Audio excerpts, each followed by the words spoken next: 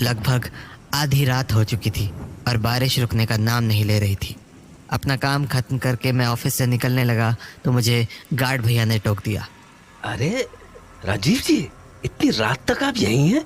घर नहीं है? हाँ, वो कुछ अर्जेंट काम था इसीलिए देर हो गई, पर अब घर ही निकलूंगा। बेटा, शायद आपको पता ना हो पर आज अमावस की रात है।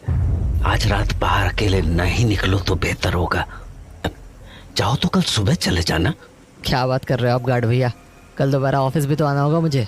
बेटा, बात मानो मेरी, आज रात अकेले मत जाओ। घर पे कुछ काम है भैया, जाना तो पड़ेगा। तो एक काम करो, कुछ देर रुक जाओ, मेरी ड्यूटी खत्म हो जाएगी, फिर हम दोनों साथ निकल लेंगे। अरे भैया, काफ़ी लेट हो जाएगा मुझे, और कल ऑफिस भी तो आना है। मैं निकलता हूँ, आखिरी बस आती ही होगी, वो छूट गई तो दिक्कत हो जाएगी मुझे। चलो, गुड नाइट। बेटा रुको। देखो, मैं जानता हूँ कि आप मुझसे ज्यादा पढ़े लिखे हो और आपको इन बातों पे ज्यादा भरोसा भी नहीं होगा, पर फिर भी ये अपने साथ रख लो। ये क्या है? माता का अंगार है, मेरी पत्नी ने मुझे दिया था। इसे अपने साथ रख लो, ये आपकी रक्षा करेगा। अरे भैया, क्या अभी? बेटा, बात मानो और इसे बस अपने पास रख लो। ठीक है, लाओ।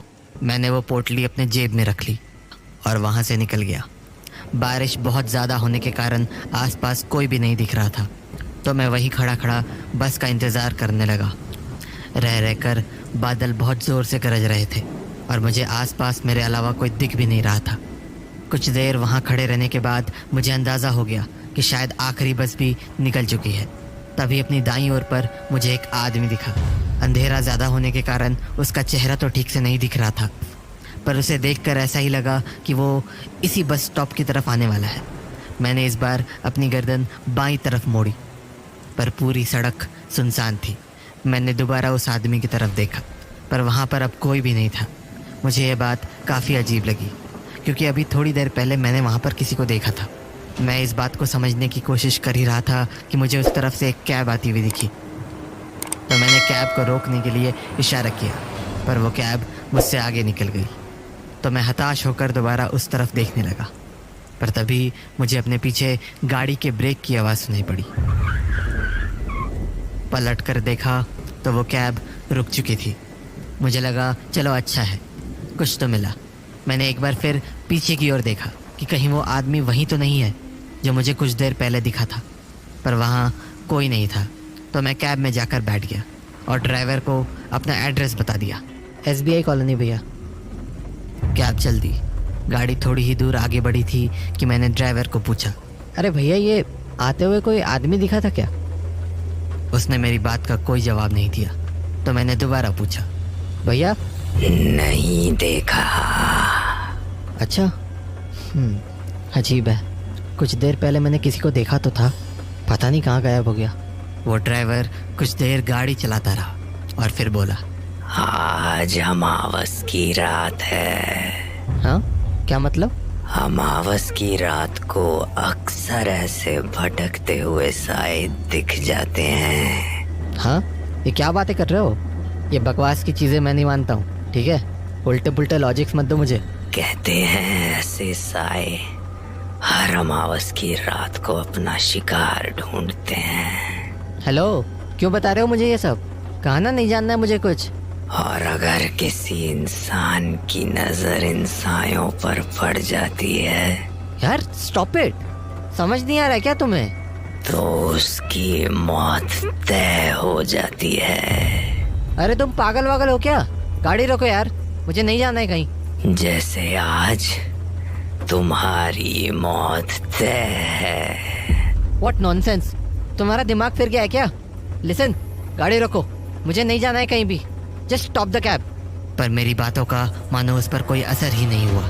उसने गाड़ी नहीं रोकी, तो मैंने उससे दोबारा कहा, मेरी बात समझ नहीं आ रही है क्या? गाड़ी रोको चुपचाप। अपनी बाईं तरफ देखो, सब समझ आ जाएगा। अरे व्हाट बाईं ओर? क्या है बाईं ओर? सड़क पर देखो। उसके बोलने पर जब मैंने अपनी गर्दन सड़क की ओर मोड़ी तो मुझे वहाँ एक आदमी खड़ा दिखा। कपड़ों से वो भी कोई कैब ड्राइवर ही लग रहा था और अंधेरे के कारण उसका चेहरा ठीक से दिख भी नहीं रहा था। मुझे समझ नहीं आया कि आखिर ड्राइवर ने मुझे बाईं ओर देखने को क्यों बोला। तो मैंने गर्दन वापस सीधी की और ड्राइवर की ओर देखा, पर सामने का नज़ारा देख के मेरे होश उड़ गए। वो ड्राइवर अपनी सीट से गायब हो चुका था और गाड़ी अपने आप चली जा रही थी। मुझे समझ नहीं आ रहा था कि आखिर हो क्या रहा है। तभी गाड़ी में जोर का ब्रेक लगा और मेरा सर सीट पर जा भिड़ा। मैंने आंखें खोली तो देखा कि वो ड्राइवर पीछे मुड़कर मुझे ही देख रहा है और फिर उसने मुझसे कहा, साहब क्या हुआ, आप ठीक हो ना? क्या?